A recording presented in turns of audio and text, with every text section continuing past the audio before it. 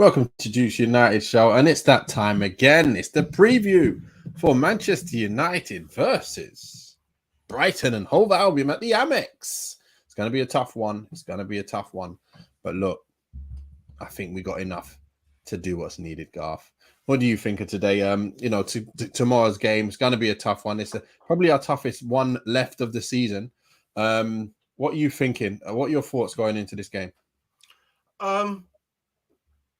Intellectually and logically, I know where you're coming from, Nathan. I agree with you. It's probably the toughest game we've got, but it's Brighton and Hove Albion. We've got to do them. If we're going to listen, Liverpool winning again. If we're going to secure this top four properly, we've got to take a minimum, I reckon, of 4 points out of Brighton and West Ham. So just to absolutely cement that, give Liverpool no sniff of taking that fourth spot. You know what I mean? If they win today and we don't beat Brighton, we'll have a game in hand, but we'll be down to 4 points. So we've got to win this game. I'm confident. The team, we're getting a lot of the team back. Yeah, we're still without Varane and Martinez, but the midfield trio's back. Sancho's starting to pick up a tiny bit of form. Anthony's starting to pick up a tiny bit of form. We've got Rashford scoring loads of goals. I've got to go with it. Well, I've got to be confident go with a win, Nathan. I'm confident that we're going to get the 3 points at the Amex against Brighton. They're a tough team. Their gaffer's probably gaffer of the season as well. I'd give him manager of the season. I can't pronounce his name. But the job he's done with Brighton, like Potter's gone, he's come in and he's just absolutely done bits for them. They've lost. You think about who they've lost this year as well in the players, magnificent. But yeah, I've got to be confident with a win against Brighton. Yeah, to be fair, I think we're going to win the game as well. I think we've got enough in the side. From what I've seen in the last game as well, with the boys coming back to form, like most of the boys coming back to form. I'm talking about Casemiro playing back to what I remember him playing before he got suspended. Eriksen playing like before he got injured. And then, you know who it is. Comes in and scores a goal, Bruno. And then Rashford, 1 goal off his 30, so he needs to get his 30th. He'll have that on his mind. He'll want to break that for sure. Curler's jumped straight into it. 260 United from Carter. Huge game tomorrow night. Given how Liverpool and VAR are having a love in at the moment, we need to get at least a point tomorrow. Yeah. I think so. I really that's what I'm saying. Yeah, Curtis. 4 points between West Ham and Brighton, and that ends, I think, any discussion about Liverpool nicking that top 4 if we take 4 points from West Ham and Brighton. Yeah. So, I'll be happy. Weirdly, I'd actually be mildly happy with a draw against Brighton, but that means we've got to beat West Ham away. So, I think that would be not so difficult. For some reason, I don't see West Ham as that tough team anymore. I feel like the tides have changed. The times have changed. Like last year and the season before, West Ham were really doing okay and they were a dangerous side to look at. But now it's the Brightons of this world. It's the Brentfords of this world who are looking more like them teams who can take points off you. So I think we can do them. I think we really can. Did you see tonight's call for Liverpool? Jesus, so dodgy. It ain't funny. I got to have a look. And that's all I know. So I'm not sure, but we'll have a look into that. But look, Brighton, mate, hey, they're in some major form, by the way. Let's have a look. I'm not sure actually how their last 5 games have gone. They've won 3 of the last 5, and they are on 52 points. So we've got a nice distance on them. They do have a game in hand on us, but they can get to 50. So they can actually overtake Tottenham if they win, because Tottenham's goal difference is absolutely pants, just like ours. Pretty much. Yeah. But at least we're coming off 4 of the last 5 now. We're back to being nearly the best in form as well. That's good. But take a look at Brighton's last game. Brighton beat down 6-0 Wolves. Undav bagged his goals. And so did Pascal Gross bag his 2 goals. And as you can see, they play some amazing. They actually play some really good, refreshing football. They send a lot of players forward, even the fullbacks. Everyone starts getting forward, and they leave a few people at the back. So it looks like it played right into our hands. What do you think, Garth? This is one thing. I think you've got to take the FA Cup semi-final as a game on its own right. It's different. Semi-final is different, man. Even at the level I played at, a semi-final game was completely different to a league match. So they're in great form. Yeah.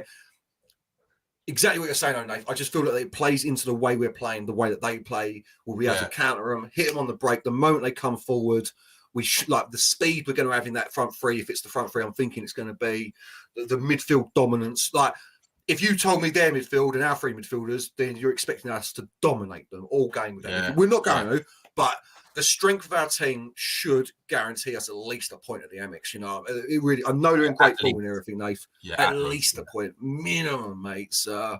Yeah. Well, Curtis says both teams for tomorrow on form. Brighton are nailed on for Europe next year. We have to turn up and fight hard for the 3 points.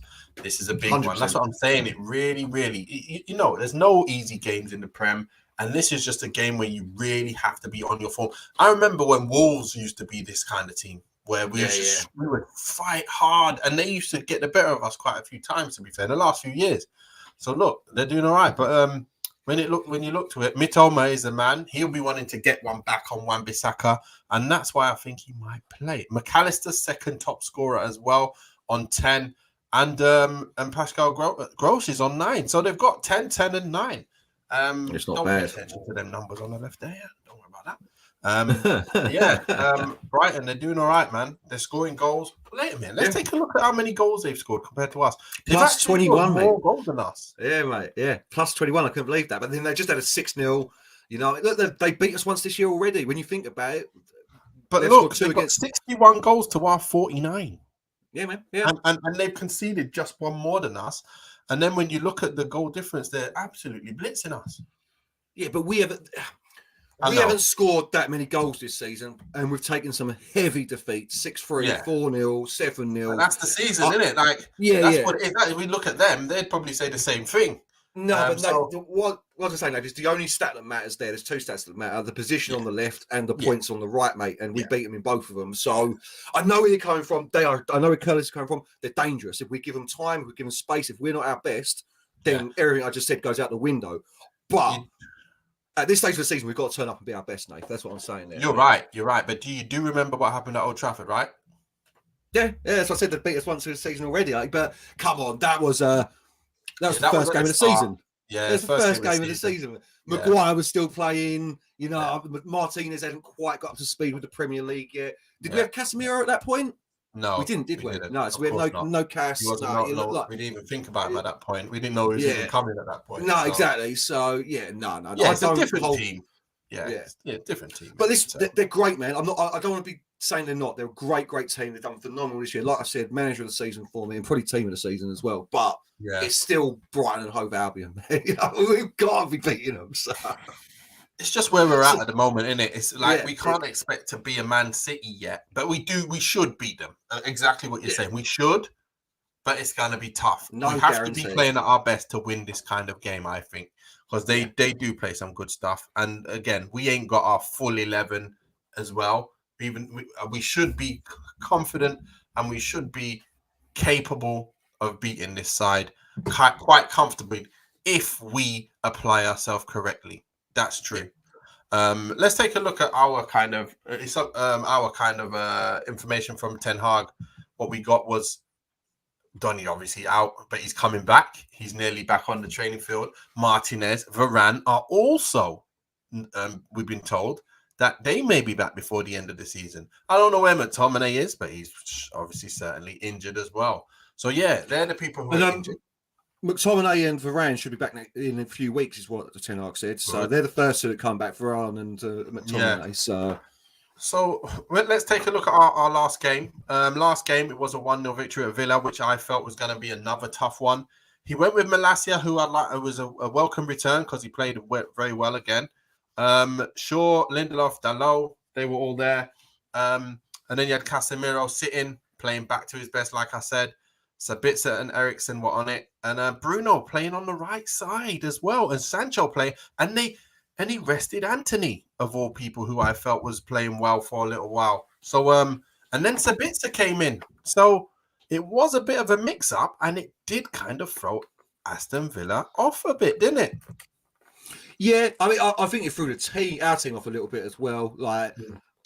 I don't like Sabitzer in that advanced role at all, to be quite honest. I like him as a player, you know that. I think we should sign him. If we can get him for 20-25 mil, you snap him up. I think he's a great player. But it was just one of them disjointed performances. We definitely deserved the win. Aston Villa had nothing, but again, 1-0. You see what I'm saying? That if we're playing at our best, that game's 3 or 4-1, 3 or 4-0, isn't it? You know what I mean? Where instead of we're not there yet. I just don't. We're not there yet. Yeah. No, we're not, man. We're not. That's what I'm saying. We're not. This is why Brighton will be a scrappy win. It won't be a 3-0 or anything. I don't think. Yeah. But we're not there yet. But what the flip of that is, you get an early goal.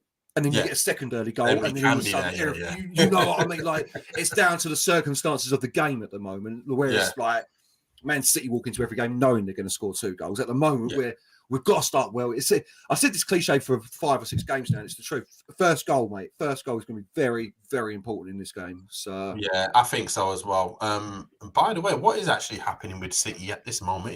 They're 2-0 up. 2-0 up. Yeah. 2-0 up. Haaland, it's a shock. Haaland scored. Okay. 51 goals. Do you reckon the bookies even give you odds on that anymore? I'll have a 10 on Haaland to win. No, you won't, mate. No, you won't. He's got more goals than our team. Yeah, he has as well. Obviously, that's all competitions. He scored 51. But still, he's got more goals than our team. Oh, my days. Oh, my days. That says something in it. We need to go get a striker. We need a number 9. Yeah. ASAP to kind of even that up. Because we're in a handicap like mad with that. So anyway, let's take quick question on that then, Nath. I don't know if you saw who's going to be available in the summer, but Lionel Messi is definitely leaving PF Paris Saint-Germain. Would you take a punt, 600 grand a week for a 2-year spell of a 35-year-old Lionel Messi for this team? Yep. Why not? You would. You would. I'm not sure. Mate. Like, I'll put him up front. I'll put him up front. Just the money, bruv, innit? It's just because 600 grand a minute. Well, if you got Qatar owners, they don't care. Yeah, who cares? If we get Qatari owners, I wouldn't be surprised if you see Messi turn up, mate. To be fair, but yeah. Hey, don't even start me anyway. Don't get me started on that. I think I'd rather see Mbappe because he's in his prime. Out of all them 3, like there's been chat about all 3 of them actually. That the chairman, the guy actually loves Neymar. Neymar's having a great season this season as well. He's got injured, but he is having a great season and he is a great player. I wouldn't say no to any of them players. To be fair, when you look at them, they're still all in good enough form that they can do a bit up front for United. So, end of the day, I'm not bothered if any of them come, as long as we still keep going out for our other players for the long term as well. Curlers is coming some more. In fairness, Villa are on fire, so the game was tough but well-earned win. So same tomorrow will do for me. No Messi. Learn from Ronaldo for sake. That's my point. That's my point. Yeah, but Messi's still a couple of years behind. I know he's not doing the same as been doing it. Let him go back to Barca. Let him go. No, it's not about his ability, Nate. It's more about the cult of personality that comes with Messi. You know what I mean? Osimhen and Vlahovic. People keep talking about Vlahovic. I just don't see it in him for me. Osimhen, 100%. He's leading that Napoli team, leading it and smashing it. Harry Kane for me obviously is the number 1 option for a striker in the summer. But I agree with Curtis. I wouldn't take Messi. I don't see it working at all. He's a great player, but it's everything that comes with him. It's the baggage. You know. Okay, so the question is, would I go and buy him if I was chairman? No. But if chairman came in and brought him in, I wouldn't be saying, "What the hell are you doing?" No, of course not. No. Unless he only brought him in, and then there was no one else. You're like, "What are you doing? Like, why are you bringing the old man in?" But it'd be a free, mate. He's on a free. That's what I'm saying. If you bring him in and then just treat it like, okay, we're still bringing some players in just in case he's injured, just in case he ain't scoring, we're still going to put some other people in.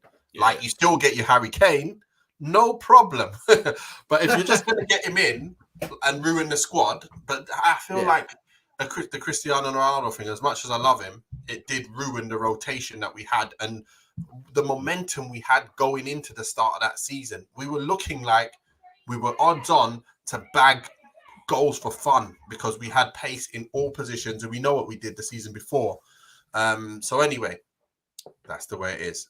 Who cares? When we get him or not, it's only wishful thinking anyway. Who cares? Oh, yeah, no, I was just wondering if you, like, because I see it going, listen, if we get Qatari owners, let's face it, they're going to be sniffing around a free Lionel Messi, no matter what the cost is, you know what I mean? So, but I agree. Like, we need a real target man striker in there. So Osimhen or Harry Kane for me, 100%. Like, Yeah. or there's that. Is it the German fella? I don't know much about him, but the youngster that we keep looking at as well, the one playing in Germany. I can't think of his name at the moment. I'm not sure if he's German. I think he's from somewhere else, isn't he? Oh, is he? I don't know much about him. Another young striker. He said he's the next kind of Haaland type of player. I really don't know anything about it, to be fair, man. Yeah, we'll see what he's saying. But just so you can see, Bruno getting our next goal means he's on 11 now with 12 assists. As we know, Rashford's on 29 and 9. So he's doing great. And Anthony's on 8. So let's see if he can at least hit 10. The fact that now that it's obviously not playing every week, we'll see. But it's all about what you think the score's going to be and what your lineup's going to be. So talk us through your lineup. Just quickly on Rashford, man. If Rashford don't make team of the season, like he hasn't been making loads of teams of the seasons already on the pundits channels here, it's madness. 29 goals, 9 assists. That's madness, mate. He's got to be in the team of the season as the left wing. People talk about Martinelli, and I'm like, Rashford is been ridiculous this year. But anyway, let's get into the team. Right, let's see if I can get this up. I can't get it up in any other way, can I? I'm wondering if I can get it to look a bit. Share the screen. No, there's nothing I can do. I'll just put it up. Talk to me about your team. I know I'm in the middle. Don't worry. I'm the manager of your system. I did that with Kieran, mate. It didn't work out well, bro, for either of us. Yeah, listen, De Gea go, obviously, no one else. I know Dallo is back, but I liked Malacia, same as you, Nathan. I liked Malacia at left back in that last game. He did well. So Aaron Ramsdale on the right, Lindelof and Shaw in the centre. That's all we've got. Malacia on the left. The midfield three, let's face it, they pick themselves when they're fit. Eriksen, Casemiro, and Bruno. And then I'm going for what I think is our best three up top. Anthony on the right, Sancho on the left, Rashford through the centre. Like even if Martial's fit, I think this is our best front three, man. I really do. With Martial coming on as an impact sub, 70 minutes, you know what I mean, 60 minutes. I agree. And I think that's, and 2-0 win I'm going for. I think we've got it in us. I think we can do it. Sancho and Rashi scoring. Rashi in his 30th. So, yeah, I'm confident with that team, mate, yeah. Lovely. You know what? I totally disagree with your starting lineup, and I'm going with this. That's a first. Yeah, I'm going. I should have known.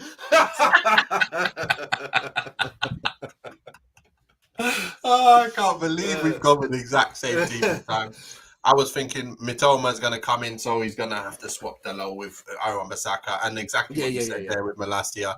He's done so well in that game. I think he might get to start again. I think Eriksen, Casemiro, Bruno, being the experience they have and the way they've been playing in that last game, which controlled a tough game, I think he'll go with that again. Anthony should get a game again. I think he might have been rested so he can play in this game 100%, rather than 100%. play both, isn't it? So I think Anthony should come back into the fray. Bruno was on the right, but Sabitzer came in for some minutes, so I think Sabitzer gets to sit back down. Anthony goes on the right. Sancho played well enough to play again, and Rashford, of course, he needs to be that man who hangs off the back of these boys who think they can go forward in numbers. Let's see what they can do. And Rashford is there hanging at the halfway line saying, Bruno, put me in.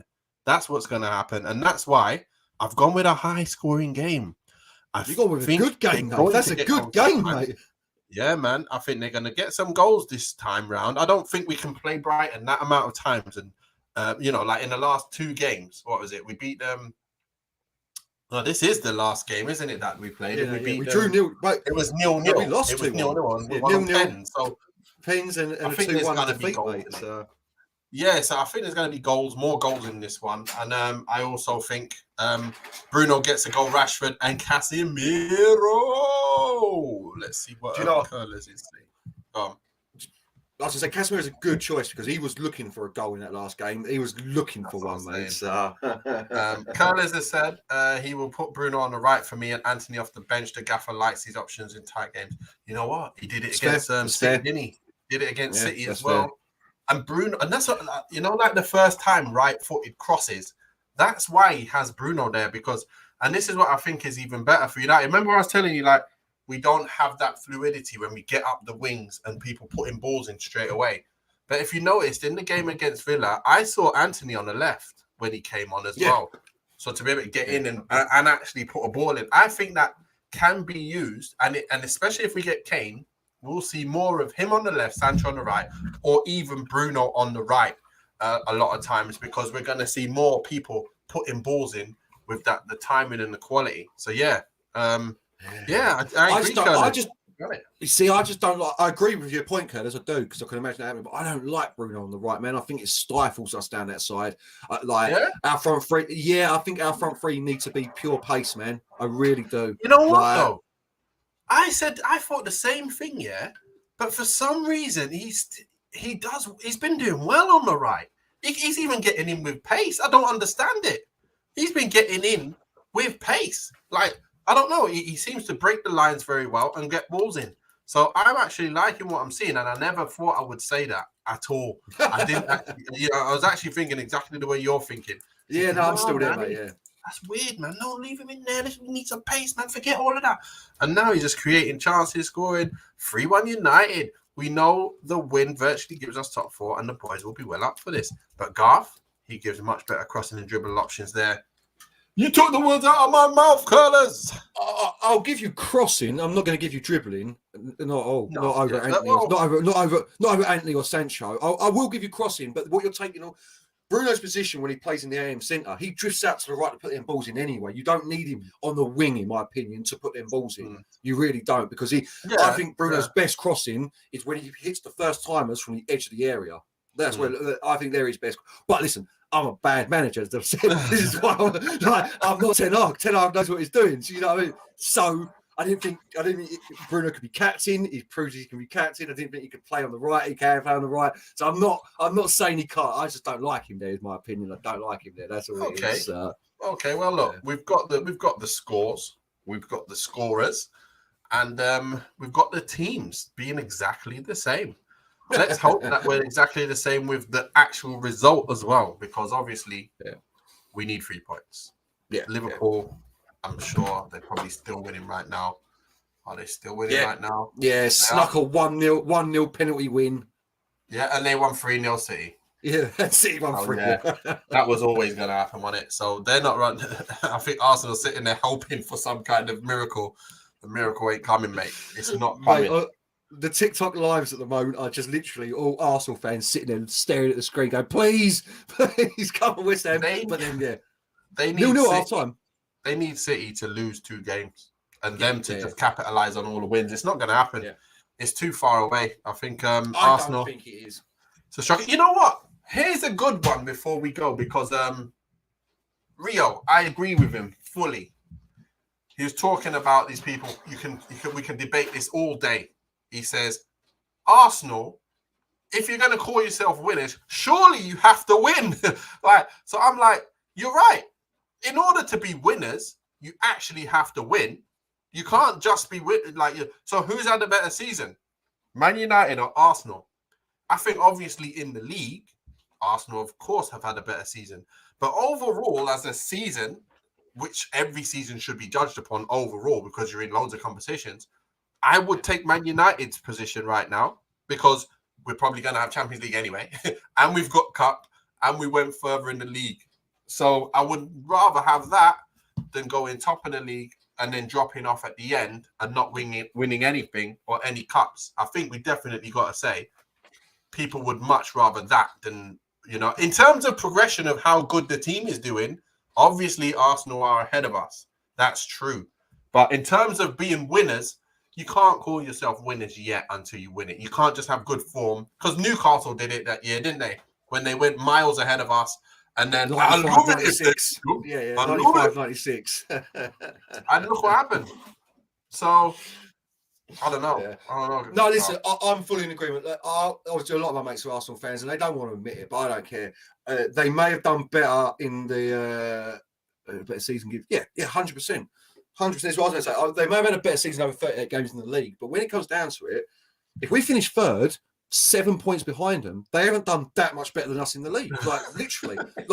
And we've gone to 2 cup finals, 1-1, possibly going to win the FA Cup as well. They cannot say they've had a better season. They can say that it's the best season Arsenal have had in 20 years. 100%. Yeah. They've been magnificent.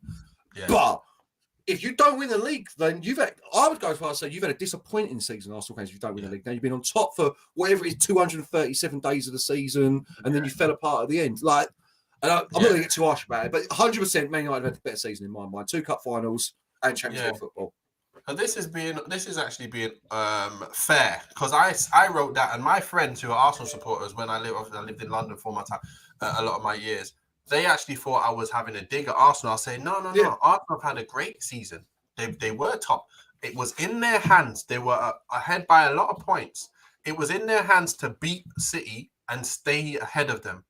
They've now lost that, which is it's nothing wrong with that, yeah?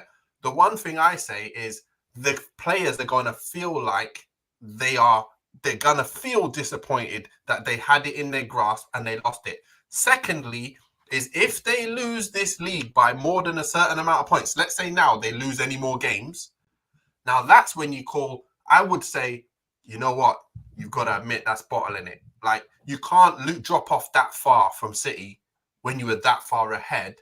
You have to, if they win and they continue winning now and think you keep winning, that's not bottling it. That's just City are way better. But they're still a way ahead. Same with the Liverpool thing. When they lost the league to City, and they won. Everyone was winning. They didn't ever fall off. And then City just won it. You can't say Liverpool bottled it. It was just City were better. That's completely different, Nathan, in my mind, mate.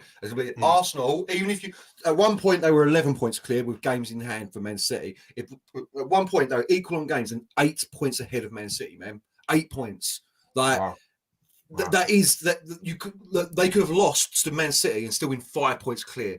Like it's not a bottle job. It's the wrong way to put it, or crumbled. But they have not kept up their form. That's crumbling. Yeah, they're not kept up their form. You can't give away an 8-point league in the title and say you've had a good. Like that's what I'm saying. It will be a disappointing season for them players. I would have thought, Nate. I don't. If you were in that position, you've been top of the league all this time, playing well, and then the last 10 games. Oh, there you go. How bad did it feel, mate? You know, mate? We won the first 10 games of the season, top of the league by miles, and everyone in the changing room was like, "We're in the league. We're in the league. We're in the league. We won the league, man. Don't worry about this. We won the league." And then we was in the playoffs in the end. And then we get beaten by Hull over 2 legs in the semis. And we're like, bloody hell. We were doing so well. All of a sudden, obviously, the team changed a lot through the season. Players got sold. But then, and like the way of playing changed. But it was so disappointing to be where we were, flying, and then just didn't win anything. I didn't even get up through playoffs. It's the worst. So I felt like we were a disappointment. So will Arsenal players feel we're a disappointment, but we've come a long way. They did keep up the form of the season before. Remember, towards the end of the season before, they already had that great kind of form and good football, and they just carried it on to this season. And look, if City weren't as good as they were, they would win the league. But City are as good as they are. Simple. City are inevitable, ain't they? Let's face it. Yeah, it's what I mean about it. It's not a crumble or this or that. Man City are just so good, but it will be disappointing. It's not a disappointment. It'll be disappointing for them and the Arsenal fans, you know, because I've seen it on Arsenal fans' faces on the podcast, bro. They look broken. I can imagine it. You know what I mean? Like, it's been so long since they've had anything, just like us, really, with a few cups here and there. It's been so long since they've sniffed glory. And to be so close and it just be snatched away from you. Like, it's got to be dreadful, man. Yeah.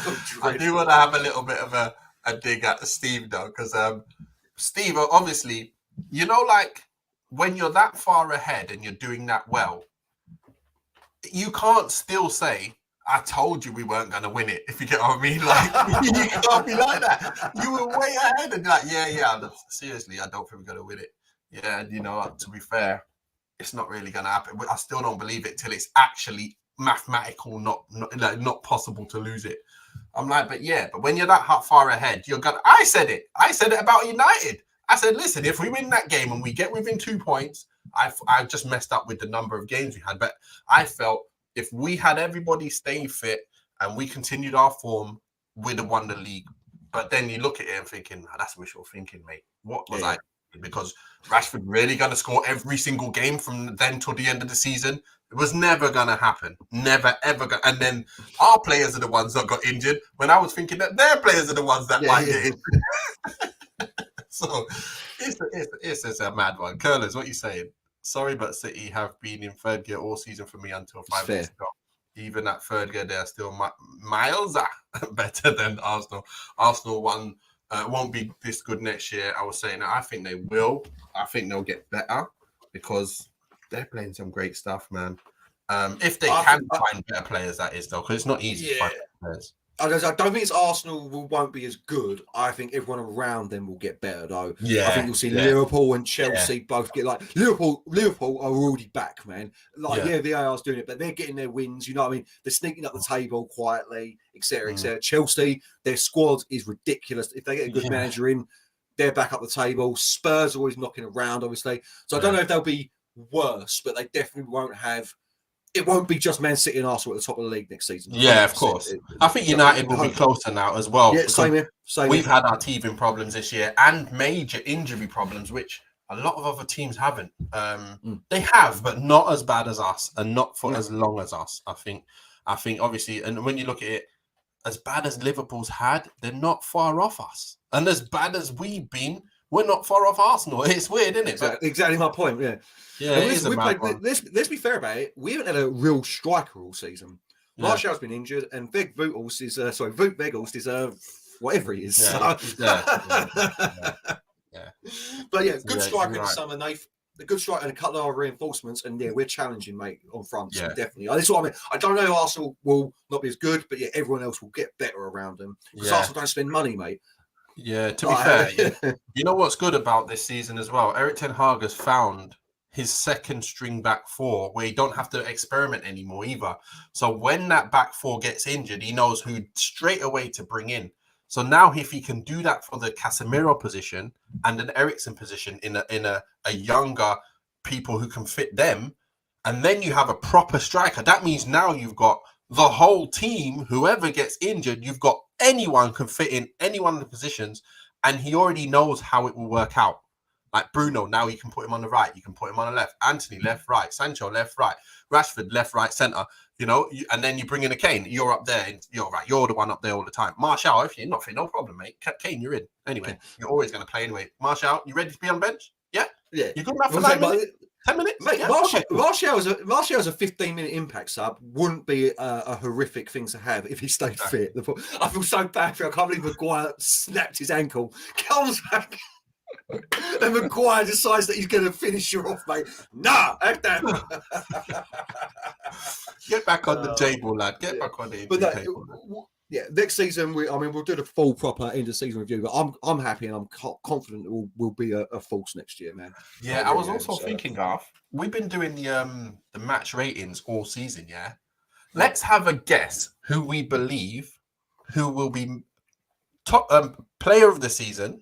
On the next show, before we do the count up, who is the player of the season, rankings-wise, based on a cumulative player ratings for the whole season? We need to do top three, Nate, because number one's easy. We all know number one. I don't really know. It's Casemiro, mate. Was Rashford on such a run that he was getting higher ratings, like way higher, or not? That's a fair shout. Yeah, it's Casemiro. It's a tough one, you know. We'll do top three. It's the third one who comes in. Because to be fair, cumulative as well. Casemiro's missed 10 games, ain't he? So he can't really. He's not really done it. Yeah, that's a whole load of points lost there, you know. Yeah, there's a whole load of points.